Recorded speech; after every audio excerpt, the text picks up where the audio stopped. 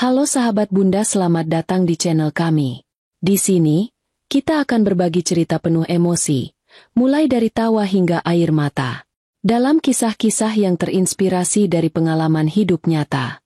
Jangan lewatkan setiap cerita menyentuh yang akan membuat hati Anda terasa lebih hidup. Yuk, tekan tombol like dan subscribe sekarang juga. Saya doakan buat sahabat Bunda yang sudah like dan subscribe semoga selalu dilancarkan rezeki dan segala urusannya, amin ya robbal alamin. Mari kita mulai perjalanan penuh makna ini bersama. Selamat menikmati kisah-kisah yang kami sajikan.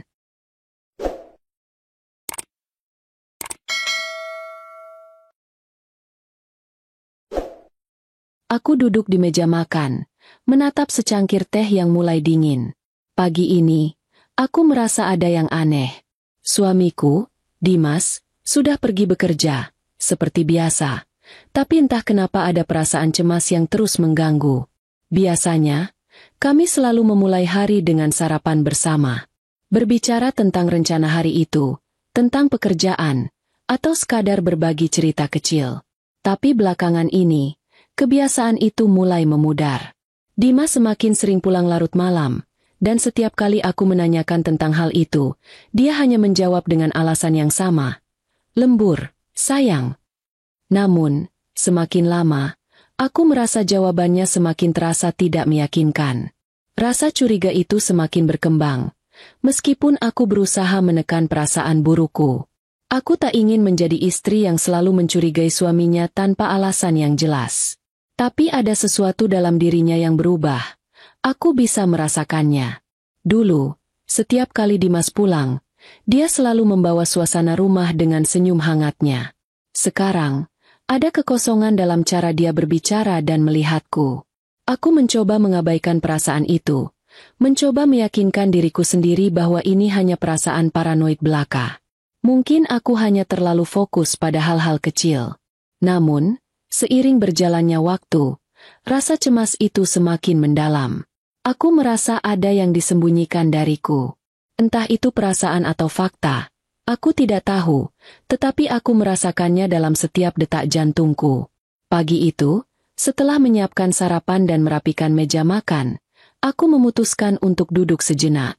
Aku memeriksa ponselku, membaca beberapa pesan dari teman-teman, dan mencoba untuk melupakan kegelisahan yang mengganggu. Namun, saat aku melihat jam di dinding, aku sadar bahwa Dimas sudah lama meninggalkan rumah, dan aku belum mendengar kabar darinya. Biasanya, dia akan menelepon jika ada rapat atau jadwal mendadak. Tapi hari ini, tidak ada kabar. Aku berusaha tenang dan berpikir rasional. Mungkin dia memang sibuk. Tapi tiba-tiba aku mendengar suara mobil berhenti di depan rumah. Aku sedikit terkejut, karena biasanya, Dimas akan menelepon terlebih dahulu jika pulang lebih awal.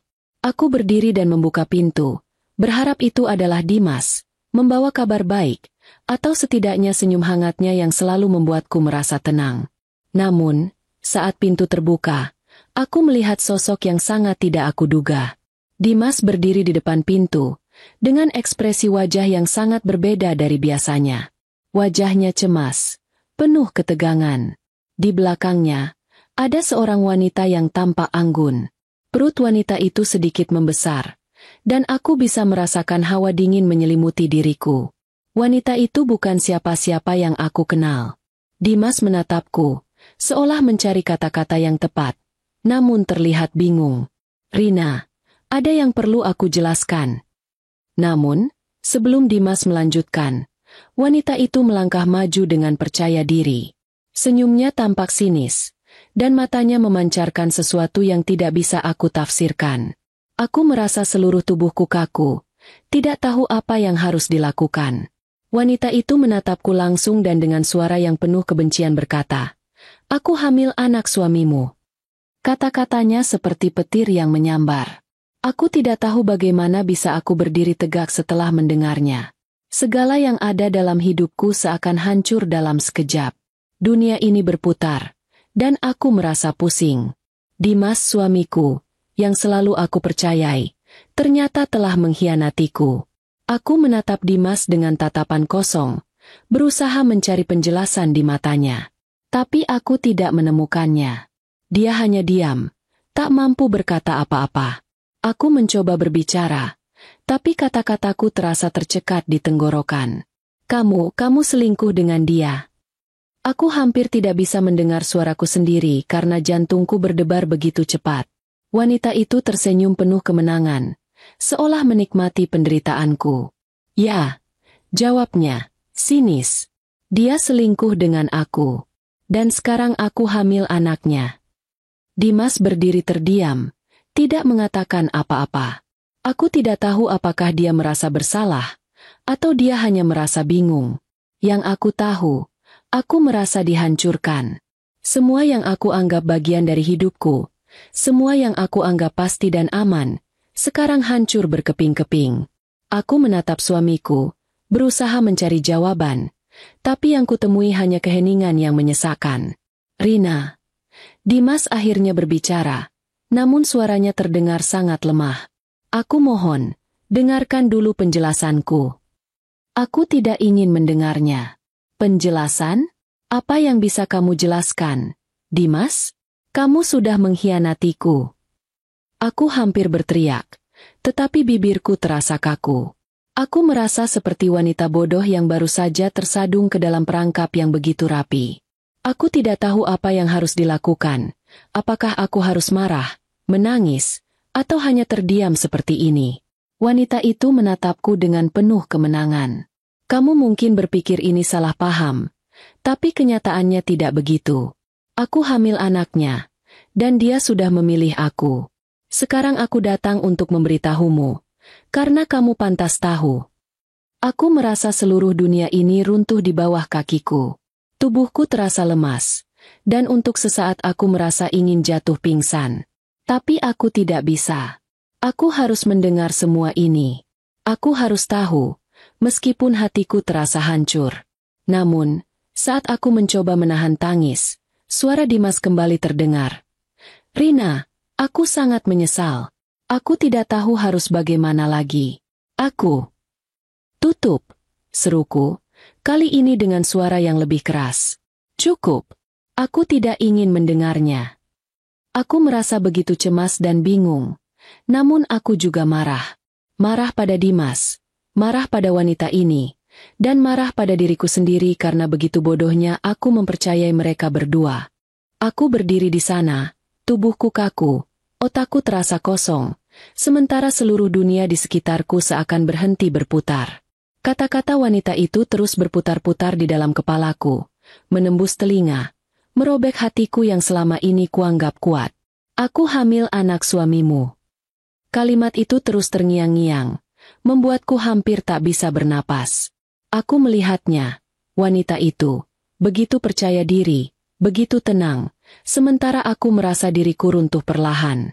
Aku mencoba untuk menenangkan diri, tapi seolah ada beban berat yang menghimpit dadaku. Satu-satunya hal yang bisa kulihat adalah Dimas, suamiku. Dulu, dia adalah segalanya bagiku. Setiap senyumnya, setiap sentuhannya, selalu membuatku merasa aman. Kami membangun hidup bersama dengan susah payah, dan aku selalu merasa beruntung karena bisa berbagi semuanya dengannya. Tapi sekarang, segalanya telah berubah hanya dalam sekejap mata. Wanita itu berdiri di sana, dengan senyum puas di wajahnya. Aku ingin bertanya lebih banyak, ingin mengetahui apa yang terjadi, tapi aku tahu aku sudah tahu jawabannya. Apa yang bisa dia katakan untuk menjelaskan semuanya? Aku sudah bisa merasakan jawabannya. Aku menatap Dimas, mencari penjelasan, mencari sesuatu yang bisa menjelaskan kenapa dia melakukannya, kenapa dia bisa mengkhianatiku seperti ini. Namun, Dimas hanya berdiri di sana, tampak cemas, tapi juga terjebak dalam kebisuan yang sangat berat. Tatapannya kosong, tak bisa mengungkapkan apapun. Aku merasa seolah-olah aku sedang berbicara dengan seseorang yang bukan lagi suamiku. Rina, aku. Suaranya terdengar patah, seakan kata-kata itu sulit untuk keluar. Apa yang kamu lakukan, Dimas? Aku berusaha mengendalikan suaraku, meskipun hatiku terisak. Apa kamu benar-benar melakukannya? Apa kamu benar-benar memilih dia? Aku ingin berteriak, tetapi kata-kata itu seakan tercekik di tenggorokan. Setiap kata yang keluar terasa seperti duri, seperti menambah luka yang tak bisa sembuh. Wanita itu mengangkat tangannya, seperti memberi isyarat untuk Dimas berbicara. "Rina, aku tahu ini menyakitkan," katanya dengan suara yang terkesan penuh kemenangan. "Tapi kenyataannya adalah, aku hamil anaknya. Kami sudah menjalani ini cukup lama, lebih lama dari yang kamu kira." Aku merasa seperti seluruh dunia ini terbalik. Semua yang aku kira benar, yang aku anggap pasti, semuanya hanya kebohongan. Aku melangkah mundur, merasa ada jurang yang menganga di antara kami. Dimas, pria yang kucintai, yang kupilih untuk menjadi suamiku, ternyata telah memilih untuk berada di sisi lain, di sisi yang tidak aku kenal. "Dimas." Aku memanggilnya. Suaraku hampir tak terdengar. "Aku tidak mengerti. Aku tidak tahu apa yang kamu cari. Apa yang kurang dariku? Apa kamu tidak cukup bahagia dengan hidup kita?" Dimas menundukkan kepala, dan aku bisa melihat ekspresi kesedihan yang mendalam di wajahnya. "Rina, aku sangat menyesal. Aku tidak tahu bagaimana semuanya bisa terjadi. Aku tidak bermaksud menyakiti kamu. Aku janji." Tidak tahu bagaimana bisa terjadi. Aku hampir tidak bisa menahan tangisku. "Kamu tahu, Dimas, kamu tahu persis apa yang kamu lakukan. Kamu memilih dia. Kamu memilih untuk berbohong padaku selama berbulan-bulan, bahkan saat aku sudah mencoba untuk mempercayaimu." Hatiku bergetar saat mengatakannya. Ini adalah pertama kalinya aku merasa benar-benar dikhianati. Wanita itu mengangkat alisnya, mengangguk pelan seakan merayakan setiap kata yang keluar dari mulutku. "Ini sudah jelas, Rina. Kamu bisa mencoba menutup mata, tapi faktanya adalah Dimas sudah memilih aku. Anak ini adalah anaknya. Dia akan bertanggung jawab, dan kami akan membangun masa depan bersama." Aku merasa diriku seperti wanita bodoh yang baru saja disadarkan dari mimpi buruk. Semua yang kuanggap sebagai bagian dari kebahagiaan hidupku ternyata hanyalah bayangan. Semua yang kami bangun selama ini hanyalah kepalsuan. Tidak ada yang bisa mengubah kenyataan itu sekarang. Rasa sakit itu terasa menyebar ke seluruh tubuhku, membuatku hampir tak bisa bergerak. Aku menatap Dimas, mencoba mencari sesuatu, apapun, di matanya, sebuah penyesalan yang tulus, sebuah penjelasan yang bisa memberiku sedikit harapan. Tetapi yang kutemukan hanyalah kebingungan yang mendalam, rasa bersalah yang tak bisa dipahami. "Dimas, aku sudah memberimu segalanya," kataku dengan suara yang pecah. "Aku percaya padamu. Aku memberikan hatiku padamu, dan ini yang aku dapatkan." Dimas tampak ingin mendekat, ingin memelukku, tetapi aku mundur secepat mungkin. "Jangan dekat-dekat aku." Aku hampir berteriak. "Jangan coba menjelaskan apapun lagi. Aku sudah cukup mendengar kebohongan ini." Wanita itu semakin mendekat, seperti ingin memberi penyelesaian pada drama ini. "Kamu bisa marah sepuasnya, Rina. Kamu bisa menangis dan meratap. Tapi aku akan tetap ada di sini. Aku hamil anaknya. Ini adalah kenyataan. Dan tidak ada yang bisa mengubahnya." Tiba-tiba aku merasa seperti terjebak dalam dunia yang asing. Aku ingin berlari, ingin keluar dari rumah ini, ingin menjauh dari semuanya yang telah terjadi. Tapi langkahku terasa berat. Kenapa aku harus bertahan dalam hubungan yang sudah hancur ini? Kenapa aku harus mempertahankan seseorang yang sudah mengkhianatiku?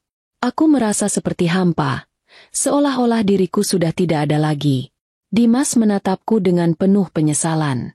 "Rina, aku mohon, jangan pergi. Aku akan memperbaiki semuanya. Tolong beri aku kesempatan." Aku menggelengkan kepala, bibirku bergetar, tetapi aku berusaha untuk tetap tenang. "Tidak, Dimas, aku tidak bisa lagi mempercayaimu. Kamu sudah memilih jalanmu, dan aku sudah tidak bisa ikut lagi." Aku mengangkat tas tangan dan berjalan menuju pintu. Setiap langkah terasa sangat berat. Dimas mencoba menghalangiku, tetapi aku menepis tangannya dengan kuat. "Jangan sentuh aku lagi," bisikku. "Aku sudah cukup sakit, dan aku tidak ingin menambahnya lagi." Dengan langkah yang berat, aku meninggalkan rumah itu, meninggalkan Dimas dan wanita itu di sana. Dunia terasa sepi, hampa. Suamiku, orang yang kupercayai selama bertahun-tahun, telah memilih untuk mengkhianatiku. Dan aku hanya bisa berjalan pergi, mencoba mencari keberanian dalam diriku sendiri untuk melanjutkan hidup meskipun rasa sakit itu begitu dalam. Langkahku terasa berat. Setiap detik seperti beban yang tak terangkat. Aku berjalan keluar dari rumah itu tanpa melihat ke belakang, meskipun setiap serat tubuhku berteriak untuk menengok. Aku ingin tahu, apakah Dimas masih berdiri di sana, memandangiku dengan tatapan kosong, atau apakah wanita itu masih mengawasi setiap langkahku dengan senyum kemenangan di wajahnya. Tetapi aku tahu bahwa jika aku menoleh, aku tidak akan bisa pergi lagi. Aku harus meninggalkan mereka. Meninggalkan semua yang pernah menjadi bagian dari hidupku. Udara di luar terasa dingin, seperti mencerminkan betapa hancurnya hatiku saat itu. Aku berjalan tanpa tujuan, hanya melangkah mengikuti jalanan yang tampak kosong, seolah dunia ini tidak lagi memiliki arti. Di tengah kesendirian ini, aku mencoba mengumpulkan diriku. Aku berusaha untuk berpikir jernih, mencoba untuk tidak terlarut dalam kesedihan yang begitu mendalam. Tapi bagaimana bisa? Bagaimana aku bisa menerima kenyataan bahwa suamiku, lelaki yang aku percaya sepenuhnya, ternyata telah mengkhianatiku dengan begitu kejam? Aku berhenti di sebuah taman kecil yang tak jauh dari rumah kami. Langit sore itu mendung, seakan ikut merasakan apa yang aku rasakan. Aku duduk di bangku taman, memejamkan mata, dan merasakan angin yang bertiup pelan, namun tak bisa menenangkan hatiku. Semua kenangan bersama Dimas kini terasa begitu jauh, begitu tak berarti. Aku ingin berteriak, melepaskan segala amarah yang tertahan, tetapi tidak ada suara yang keluar. Hanya hening yang menyelubungi, menambah kesepian dalam hatiku. Tiba-tiba, ponselku bergetar di dalam tas. Aku terkejut sejenak, lalu merogoh tas dan mengambil ponsel itu. Nama Dimas muncul di layar. Aku merasa sesak di dada. Bingung harus menerima atau mengabaikan panggilan itu. Namun, entah kenapa, aku merasa harus mendengarnya. Mungkin aku terlalu lemah. Mungkin aku terlalu penasaran tentang apa yang akan dia katakan. Dengan perasaan cemas, aku akhirnya mengangkat telepon itu. "Rina, tolong dengarkan aku." Suara Dimas terdengar lemah dan penuh penyesalan. Aku bisa merasakan ada kegelisahan yang mendalam dalam nada suaranya. Aku tahu kamu terluka. Aku tahu aku telah menghancurkan segala yang kita miliki. Tapi aku sangat menyesal. Aku tidak tahu harus berkata apa. Rasanya kata-kata itu terlalu terlambat. Aku menatap layar ponsel yang masih menampilkan namanya. Dan aku merasa seolah hatiku terbelah. Apakah ini yang aku inginkan? Apakah aku ingin mendengarkan penyesalan yang tak akan pernah bisa mengembalikan apa yang telah hilang? Aku menghela napas dalam-dalam sebelum akhirnya membuka mulut. "Dimas." Suaraku serak. "Kenapa? Kenapa kamu melakukan ini padaku? Apa yang kurang dari kita?" Setiap kata terasa seperti tusukan dalam dada. Aku tidak tahu apa yang lebih menyakitkan. Pengkhianatannya atau kenyataan bahwa dia tidak bisa memberiku jawaban yang cukup untuk menghapus rasa sakitku. "Rina, aku merasa terjebak. Aku tahu itu tidak bisa menjadi alasan untuk apa yang aku lakukan. Tapi, aku tidak bisa mengabaikan kenyataan ini lagi. Aku salah. Aku tahu itu. Aku sangat menyesal." Aku tertawa pahit mendengarnya. "Terjebak? Dimas. Kamu bukan anak kecil. Kamu tahu apa yang kamu lakukan. Kamu memilih untuk berbohong padaku, memilih untuk menghancurkan keluarga ini. Kamu memilih dia, bukan aku. Jadi, berhenti dengan kata-kata itu. Tidak ada yang bisa memperbaiki semuanya sekarang." Di ujung telepon, aku bisa mendengar isak Dimas, seperti dia merasa teramat bersalah. "Aku akan melakukan apapun untuk memperbaiki semuanya. Rina, aku akan berbicara pada dia. Aku akan mengatakan bahwa aku tidak ingin ada hubungannya lagi dengan dia." Aku terdiam, mendengarkan dengan penuh kebingungan. Apa yang dia maksud dengan memperbaiki semuanya? Bagaimana dia bisa begitu mudah mengubah segalanya setelah semua yang telah terjadi? Aku merasa perasaan bersalah Dimas hanya omong kosong belaka. Mungkin dia memang menyesal, tapi itu tidak mengubah apapun. Aku merasa sudah tidak ada lagi yang tersisa untuk kami. Aku tidak butuh itu, Dimas.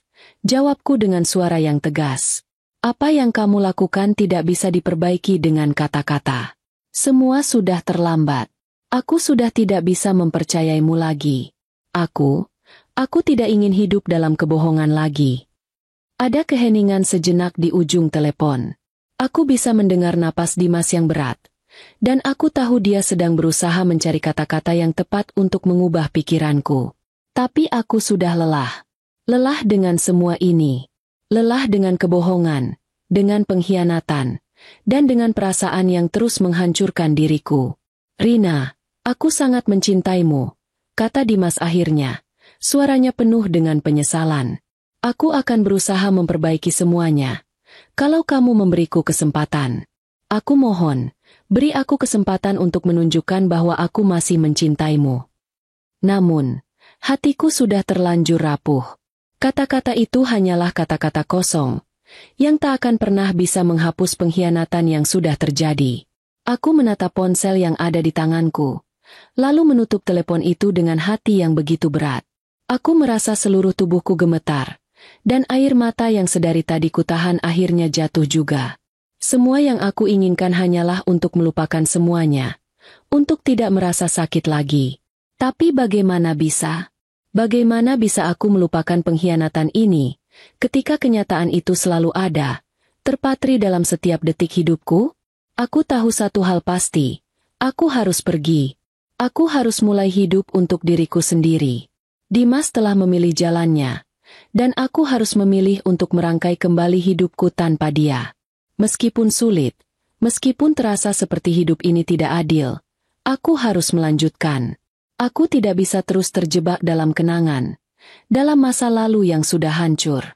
Dengan langkah berat, aku berdiri dari bangku taman itu dan berjalan pergi, meninggalkan semuanya. Meninggalkan Dimas, meninggalkan wanita itu, dan meninggalkan kenangan-kenangan yang dulu begitu indah. Aku tidak tahu apa yang akan terjadi selanjutnya, tapi aku tahu satu hal, aku akan lebih kuat. Aku harus lebih kuat. Langkahku terasa berat. Setiap detik seperti beban yang tak terangkat. Aku berjalan keluar dari rumah itu tanpa melihat ke belakang, meskipun setiap serat tubuhku berteriak untuk menengok. Aku ingin tahu, apakah Dimas masih berdiri di sana, memandangiku dengan tatapan kosong, atau apakah wanita itu masih mengawasi setiap langkahku dengan senyum kemenangan di wajahnya. Tetapi aku tahu bahwa jika aku menoleh, aku tidak akan bisa pergi lagi. Aku harus meninggalkan mereka, meninggalkan semua yang pernah menjadi bagian dari hidupku. Udara di luar terasa dingin, seperti mencerminkan betapa hancurnya hatiku saat itu. Aku berjalan tanpa tujuan, hanya melangkah mengikuti jalanan yang tampak kosong, seolah dunia ini tidak lagi memiliki arti. Di tengah kesendirian ini, aku mencoba mengumpulkan diriku.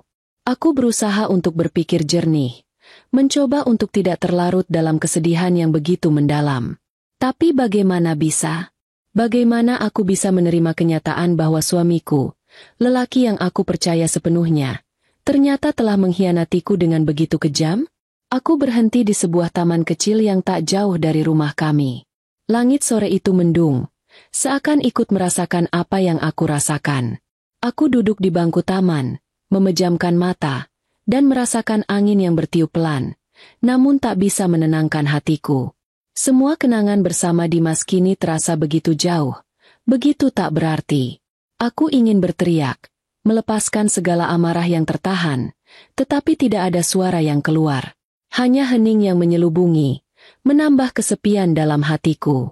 Tiba-tiba, ponselku bergetar di dalam tas. Aku terkejut sejenak, lalu merogoh tas dan mengambil ponsel itu. Nama Dimas muncul di layar. Aku merasa sesak di dada. Bingung harus menerima atau mengabaikan panggilan itu. Namun, entah kenapa, aku merasa harus mendengarnya.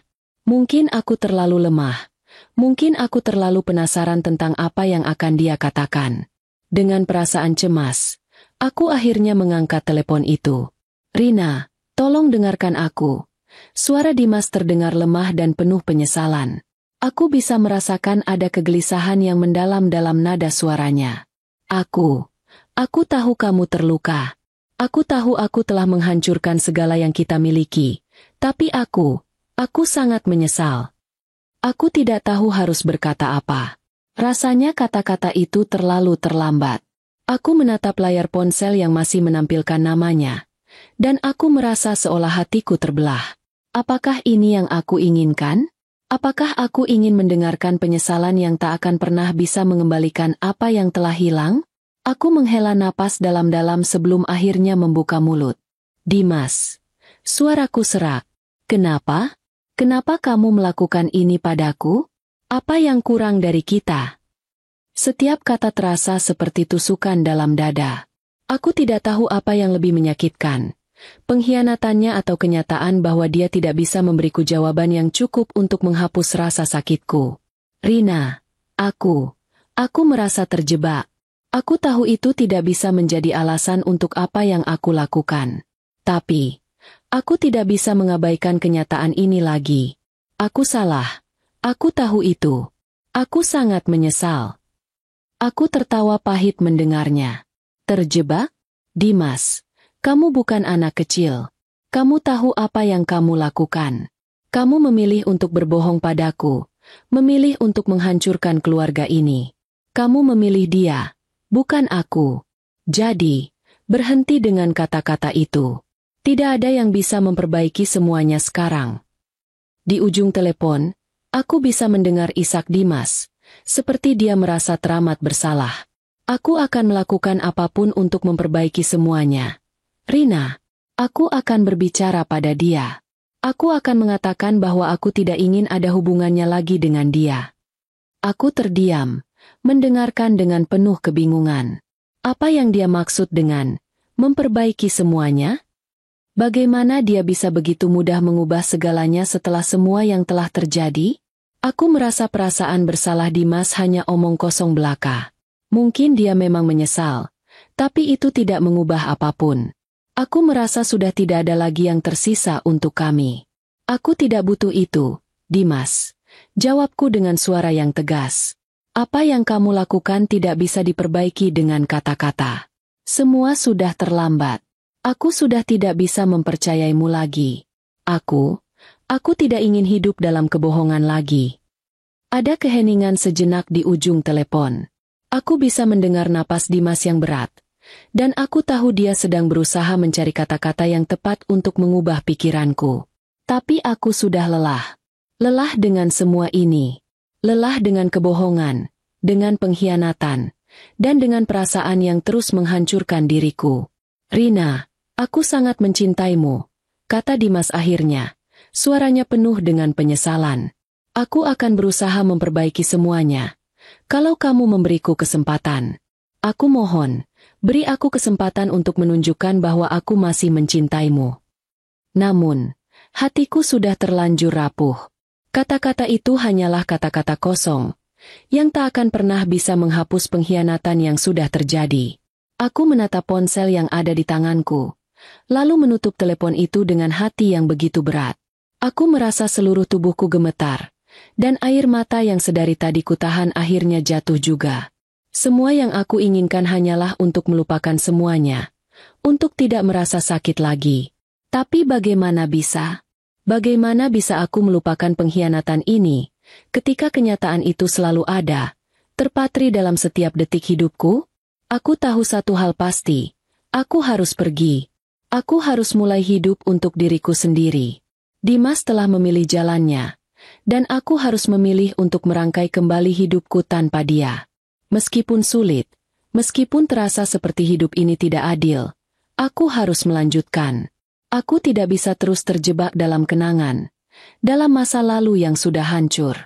Dengan langkah berat, aku berdiri dari bangku taman itu dan berjalan pergi, meninggalkan semuanya. Meninggalkan Dimas, meninggalkan wanita itu, dan meninggalkan kenangan-kenangan yang dulu begitu indah. Aku tidak tahu apa yang akan terjadi selanjutnya, tapi aku tahu satu hal, aku akan lebih kuat. Aku harus lebih kuat. Hari-hari setelah kejadian itu berlalu begitu lambat. Setiap pagi, aku terbangun dengan perasaan yang kosong dan berat. Aku tahu aku harus menjalani hidupku. Namun kenyataan bahwa semuanya telah berubah begitu drastis membuat setiap langkah terasa begitu sulit. Rumah ini, yang dulunya penuh dengan tawa dan kebahagiaan, kini terasa seperti sebuah penjara bagi hatiku yang terluka. Setiap sudutnya mengingatkanku pada Dimas, pada kebersamaan kami yang dulu begitu sempurna, pada harapan-harapan yang kini berantakan. Aku tidak tahu harus mulai dari mana. Aku mencoba untuk mengisi waktu dengan berbagai hal, menyibukkan diri dengan pekerjaan, mengatur ulang rumah, membaca buku, bahkan pergi keluar untuk berjalan-jalan tanpa tujuan. Tetapi setiap kali aku sendirian, perasaan hampa itu kembali lagi. Semua kenangan tentang Dimas seolah menghantui. Namun, ada satu hal yang aku pelajari dalam beberapa hari terakhir, bahwa aku tidak bisa terus hidup dalam bayang-bayang masa lalu. Hari itu, aku memutuskan untuk pergi ke kafe yang sering kami kunjungi dulu. Tempat ini mengingatkanku pada banyak kenangan indah, tetapi aku merasa bahwa aku harus berani menghadapi kenyataan. Aku ingin melihat apakah aku bisa berdiri di tempat yang penuh kenangan itu tanpa merasa terjatuh. Kafe itu masih sama seperti dulu, dengan suasana hangat dan aroma kopi yang menenangkan. Aku duduk di meja dekat jendela, memandang keluar, mencoba menikmati secangkir kopi sambil membiarkan pikiranku mengalir.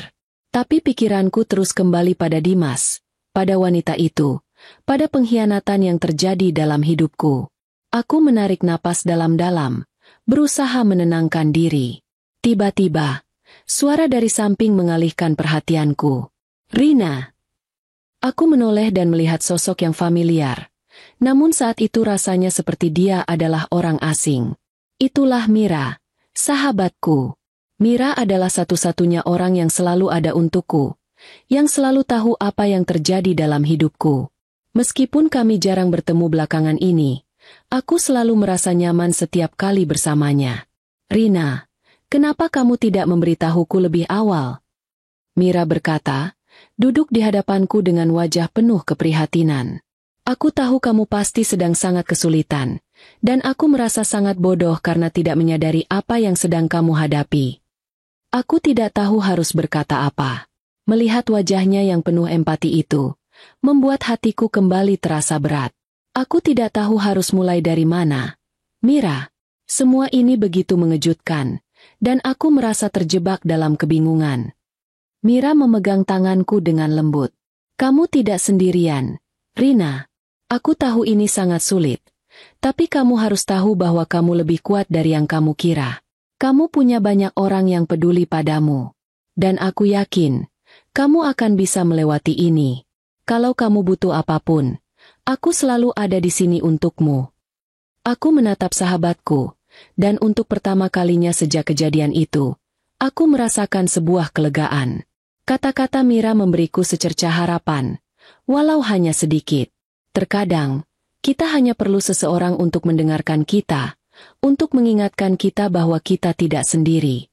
Setelah berbicara lama dengan Mira, aku merasa sedikit lebih baik.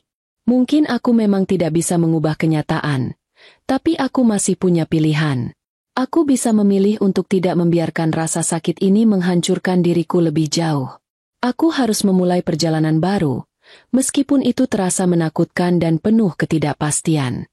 Mira menyarankan agar aku pergi berlibur, untuk menyegarkan pikiran dan mencari ruang untuk diri sendiri. Aku tidak yakin, tetapi aku tahu bahwa aku perlu sesuatu yang baru, untuk menemukan kembali kebahagiaan yang selama ini hilang. "Rina, percayalah, kamu pantas untuk bahagia. Jangan biarkan satu pengkhianatan merusak seluruh hidupmu. Aku tahu kamu kuat, dan kamu akan menemukan jalan keluar," kata Mira dengan senyuman lembut.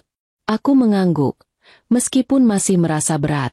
Aku berjanji pada diriku sendiri untuk mulai memperbaiki hidupku. Aku tidak bisa terus terjebak dalam masa lalu yang tidak bisa diubah. Beberapa hari kemudian, aku akhirnya memutuskan untuk pergi ke Bali. Aku mengemas beberapa barang, membeli tiket pesawat, dan mempersiapkan diri untuk perjalanan yang seharusnya memberi ruang bagi pikiranku untuk menyembuhkan luka-luka yang ada. Aku merasa takut, namun sekaligus ada harapan kecil yang mulai muncul di hatiku. Mungkin Bali akan memberiku waktu untuk berdamai dengan diriku sendiri, untuk menemukan kembali siapa aku, tanpa Dimas, tanpa bayang-bayang pengkhianatan yang terus menghantui. Hari itu terasa berat. Meski aku sudah beberapa kali mencoba untuk melupakan segala kebohongan dan pengkhianatan yang selama ini aku alami, rasa sakit itu masih membekas. Tetapi, aku tahu aku tidak bisa terus hidup dalam ketidakpastian. Aku harus tahu kebenarannya. Entah itu akan mengubah hidupku, atau justru semakin menghancurkannya. Aku harus melangkah ke depan. Aku tidak bisa menunggu lebih lama. Aku sudah memutuskan untuk menemui Dimas dan pelakor itu. Aku ingin tahu sejelas-jelasnya tentang kebohongan besar yang telah mereka bangun di belakangku. Aku sudah mendapatkan bukti yang tak terbantahkan. Hasil tes DNA yang membuktikan bahwa anak yang dikandung oleh wanita itu bukanlah anak Dimas. Tapi, aku tahu bahwa kebenaran ini tidak akan datang dengan mudah. Aku harus siap menghadapi apapun yang terjadi. Hari itu, aku mengatur pertemuan dengan Dimas dan wanita itu, di tempat yang aku rasa cukup sepi agar kami bisa berbicara tanpa gangguan. Aku datang lebih awal dan duduk di salah satu sudut kafe, menunggu kedatangan mereka dengan perasaan campur aduk, marah, penasaran, dan sedikit cemas. Aku tahu bahwa ini akan menjadi saat yang penuh ketegangan. Tak lama setelah aku tiba, Dimas datang, diikuti oleh wanita yang selama ini mengaku sedang hamil anaknya. Wajah Dimas tampak cemas, namun ada sedikit harapan di mata coklatnya. Seperti dia mengira ini akan menjadi kesempatan untuk berbicara dan mungkin menjelaskan semuanya. Sedangkan wanita itu, si pelakor, berjalan dengan penuh percaya diri, meski ada ketegangan yang tersirat di wajahnya. Aku merasa perasaan mereka bercampur aduk, takut, marah, dan penuh kebohongan. Tanpa mengucapkan sepatah kata pun, aku meletakkan amplop yang berisi bukti tes DNA di atas meja, menatap mereka berdua dengan tatapan yang tajam. Waktu itu, rasanya seperti dunia berhenti sejenak. Dimas, wanita ini tidak mengandung anakmu, kataku dengan suara datar, namun penuh tekad. Ini adalah hasil tes DNA yang sudah aku verifikasi. Anak yang dia kandung bukan anakmu. Aku bisa melihat reaksi terkejut dari Dimas. Wajahnya langsung berubah, seolah tak percaya dengan apa yang baru saja aku katakan. Apa maksudmu, Rina? Suara Dimas terdengar lebih rendah, mencoba menahan diri, meski jelas ada keraguan dan rasa takut yang mulai merayap di wajahnya. Namun, wanita itu tidak tinggal diam.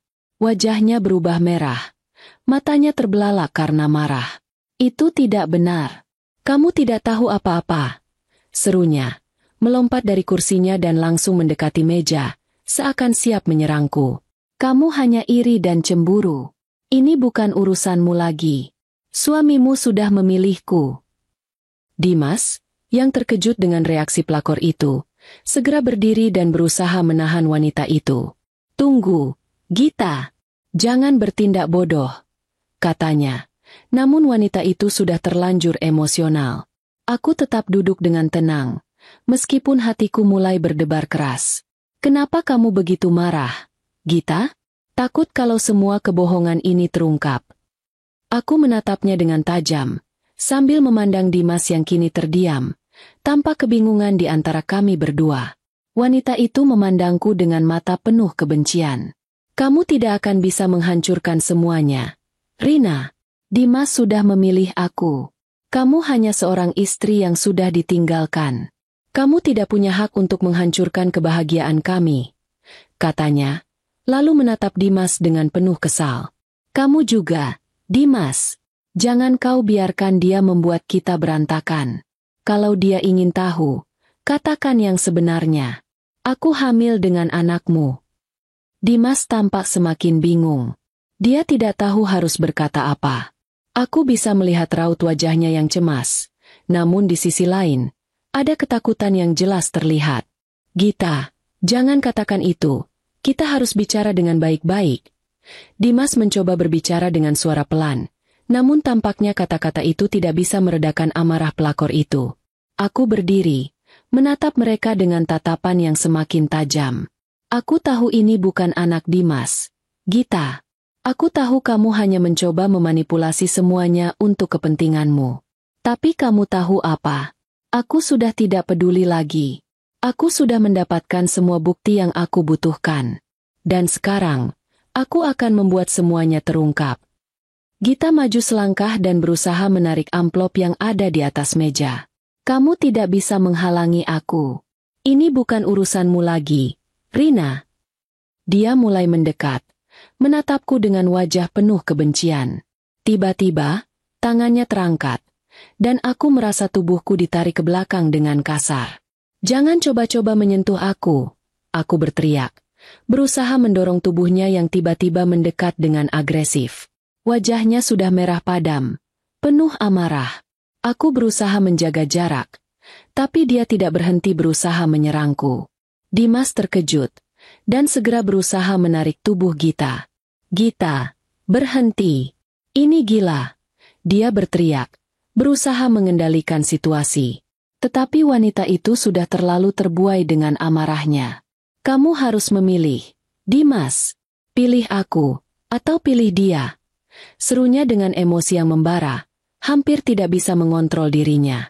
Dimas tampak terjebak di antara dua wanita yang kini berada dalam ketegangan yang memuncak. Wajahnya tampak kacau, dan aku tahu bahwa ia tidak bisa lagi menyangkal kenyataan. Ini adalah titik balik. Semua kebohongan yang mereka bangun, semua permainan yang mereka mainkan, akhirnya harus terungkap. Aku menatap Dimas, lalu beralih ke Gita dengan tegas. Ini sudah berakhir. Kamu tidak bisa terus berbohong, Gita. Kamu tidak bisa terus mempermainkan Dimas dengan cara ini. Aku menghela napas, mencoba menenangkan diri. Dimas, kamu masih memilih untuk hidup dalam kebohongan ini? Kamu masih percaya pada apa yang Gita katakan? Dimas tidak menjawab. Wajahnya penuh keraguan, dan seakan-akan semuanya terasa semakin tidak nyata baginya. Kini, aku tahu bahwa dia sedang dihadapkan pada kenyataan yang sangat pahit. Gita, yang masih tampak sangat marah, akhirnya mundur sedikit, berbalik dengan wajah penuh kebencian. Kamu akan menyesal, Rina. Kamu akan melihat siapa yang akan berakhir lebih bahagia. Kamu hanya perempuan yang ditinggalkan. Serunya, dengan suara yang begitu menyakitkan. Aku menatap mereka berdua dengan ketegasan yang lebih kuat. Aku tahu ini bukan akhir, tetapi titik yang tepat untuk memulai babak baru dalam hidupku. Aku sudah tidak perlu lagi mendengarkan kata-kata kosongmu. Gita, Dimas, pilihannya sudah jelas. Dan aku sudah siap untuk melanjutkan hidupku. Dengan langkah pasti, aku meninggalkan kafe itu, meninggalkan Dimas dan pelakor itu dalam kebingungannya. Aku tahu ini adalah keputusan besar, tetapi aku juga tahu bahwa kebenaran selalu menemukan jalannya. Sekarang, aku bisa melangkah dengan lebih pasti ke masa depanku, meski jalan itu masih penuh dengan ketidakpastian. Dimas dan Gita duduk di ruang tamu rumah Dimas. Sebuah ruang yang pernah kami huni bersama, sebelum semua kebohongan itu datang. Aku duduk di sudut, tidak ikut campur, tapi jelas sekali ketegangan antara mereka semakin memuncak. Gita tampak cemas, gelisah, dan jelas ingin menutupi kebohongannya dengan segala cara. Tapi kali ini, itu sudah tidak bisa lagi. Dimas menatap Gita dengan mata yang penuh kemarahan. Jadi, ini semua bohong. Suaranya bergetar. Namun ada keganasan yang begitu kuat di dalamnya. Kamu bohong padaku sejak awal. Gita mencoba untuk membela dirinya. Namun suara Dimas lebih keras dan penuh kebencian. Jadi, kamu mengaku hamil anakku. Tapi hasil tes ini menunjukkan kalau anak itu bukan darah dagingku? Kamu telah menipuku, Gita. Katanya, suaranya meninggi. Gita terdiam sejenak. Matanya mulai berkaca-kaca. Tetapi ada kebingungan yang terlukis di wajahnya. Dimas, aku tidak tahu bagaimana bisa. Apa? Dimas memotong. Suaranya penuh amarah yang tidak bisa ia tahan lagi. Kamu pikir aku bodoh? Kamu pikir aku akan terus percaya dengan kebohongan yang kamu buat? Kamu mengatur semuanya sejak awal. Menggunakan anak ini untuk menjeratku. Untuk membuat aku merasa bersalah. Itu tidak akan pernah terjadi. Gita, Aku tidak akan pernah menjadi bagian dari permainan kotormu ini. Gita mulai menangis, mencoba meraih tangan Dimas, tetapi Dimas menarik tangannya dengan cepat. "Jangan sentuh aku," teriaknya. Wajahnya sekarang benar-benar penuh kemarahan. "Aku sudah cukup dihancurkan dengan semua kebohonganmu. Kamu pikir aku akan membiarkanmu terus menipuku seperti ini? Kamu tidak tahu seberapa dalam kamu telah menghancurkan kepercayaan aku." Aku bisa merasakan betapa Dimas dihantui oleh semua kebohongan yang telah Gita buat. Rasa sakit yang ada di matanya seolah memuncak, dan kemarahan itu keluar dalam bentuk amarah yang tidak bisa lagi ia sembunyikan. Dimas mendekati Gita dengan langkah-langkah tegas, dan aku bisa melihat ada kebencian yang murni di wajahnya. "Kamu tidak hanya menghancurkan hidup kita, Gita. Kamu menghancurkan hidupmu sendiri juga. Aku tidak akan pernah bisa memaafkanmu untuk ini. Kamu menipu aku dengan cara yang paling kejam." Gita terkejut, tidak mampu berkata apa-apa selain isakan tangis yang semakin keras. Dimas menatapnya dengan dingin, seolah tidak lagi melihat orang yang dulu ia cintai. "Kamu pikir aku akan terus berhubungan denganmu setelah semua ini? Kamu telah memalukan dirimu sendiri. Dan aku tidak akan ada di sini lagi untuk menyelamatkanmu." Gita jatuh berlutut di lantai, mencoba meraih kaki Dimas, tetapi Dimas mundur dengan cepat. "Jangan coba-coba merendahkan dirimu di hadapanku. Ini semua salahmu. Kamu sudah mengatur semuanya dari awal, dan sekarang saatnya aku menghentikan semuanya. Aku tidak pernah meminta kamu untuk hadir dalam hidupku, Gita, dan aku tidak akan biarkan kamu merusaknya lebih jauh." Gita menangis semakin keras, tetapi Dimas tidak peduli lagi. "Aku tidak ingin melihatmu lagi.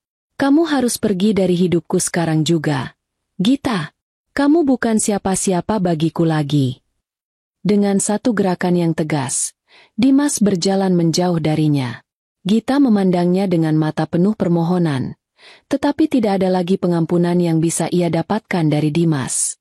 Semua kata-kata manis yang dulu dia ucapkan kini berubah menjadi kata-kata yang penuh kebencian dan penyesalan. Gita berusaha berdiri, tapi tubuhnya tampak lemas, kehabisan energi untuk melawan kenyataan yang sangat pahit. Setelah semuanya terungkap, semua kebohongan, semua pengkhianatan yang telah disembunyikan begitu lama, aku merasa seperti seseorang yang baru saja terbebas dari beban berat yang selama ini mengikatku. Kebenaran telah datang dengan cara yang tak terduga, dan aku berhasil membongkar segala sesuatu yang selama ini aku rasa salah. Aku merasa, meskipun semua itu menyakitkan, akhirnya aku bisa mengambil kendali penuh atas hidupku lagi. Dimas, yang dulu menjadi pria yang aku cintai, kini hanya menjadi bagian dari masa lalu yang kelam. Tidak ada lagi rasa kasihan atau penyesalan yang bisa membalikan waktu. Aku tahu bahwa keputusan untuk melepaskannya adalah hal terbaik yang pernah aku lakukan. Aku tidak lagi terjebak dalam dunia yang penuh dengan kebohongan, dan aku mulai merasakan kebebasan yang luar biasa.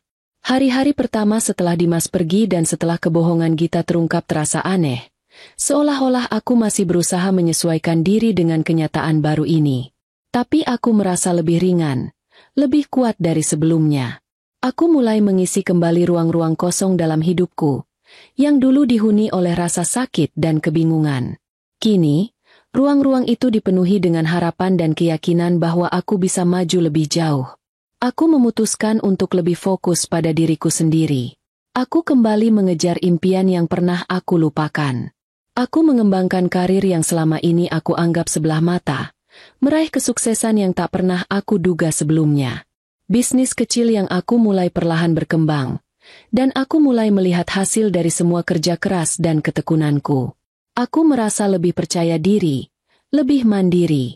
Hidupku tidak lagi didefinisikan oleh hubungan yang rusak atau pengkhianatan yang pernah ada, tetapi oleh kemampuan untuk bangkit dan melangkah maju. Aku mulai sering berkumpul dengan teman-teman lama yang selama ini sudah lama aku lupakan. Mereka memberikan dukungan dan semangat yang luar biasa. Setiap kali aku merasa ragu, mereka selalu mengingatkanku bahwa aku pantas mendapatkan kebahagiaan, bahwa aku pantas untuk memiliki hidup yang lebih baik. Dan aku percaya itu. Aku tidak lagi melihat diri sebagai korban, tetapi sebagai wanita yang kuat yang mampu mengatasi segala rintangan. Satu hal yang aku pelajari dari semua yang terjadi adalah bahwa hidupku tidak bergantung pada orang lain. Aku bisa berdiri dengan kedua kaki sendiri, bisa menentukan arah hidupku tanpa harus bergantung pada seseorang yang tidak bisa menghargai kepercayaanku. Aku bisa mencintai diriku sendiri terlebih dahulu sebelum mengharapkan cinta dari orang lain. Hari-hari berlalu, dan aku semakin merasa bahwa aku telah menemukan kedamaian dalam diriku. Aku mulai kembali menikmati hal-hal kecil dalam hidup, waktu bersama keluarga, perjalanan yang menyenangkan, dan bahkan waktu yang kuhabiskan sendirian, yang dulu kuanggap sebagai waktu yang sia-sia. Kini, itu adalah waktu untuk aku merenung dan merayakan kemenangan kecil yang aku capai setiap harinya. Dan di suatu sore yang cerah, aku berdiri di balkon rumahku yang baru, sebuah rumah yang aku beli dengan hasil jerih payahku sendiri. Aku memandang jauh keluar, melihat langit yang begitu luas dan tak terbatas. Di dalam hatiku, aku merasakan rasa syukur yang mendalam. Aku telah melewati semua rintangan ini dengan kepala tegak, dan aku tahu bahwa perjalanan hidupku baru saja dimulai. Dimas, dengan segala penyesalan dan permohonan maafnya, hanyalah bagian dari cerita lama. Gita, yang telah mencoba merusak hidupku dengan kebohongan-kebohongan itu, kini hanya tinggal kenangan yang semakin memudar. Aku berhasil melewati semua itu, dan yang lebih penting, aku berhasil menemukan kembali diriku sendiri. Aku tersenyum, dengan keyakinan yang penuh bahwa hidupku sekarang berada di jalur yang benar. Aku telah menang. Bukan hanya atas apa yang dilakukan Dimas atau Gita, tetapi atas diriku sendiri. Aku kini bisa melihat masa depan dengan penuh harapan, dan itu adalah kemenangan terbesar yang pernah aku raih.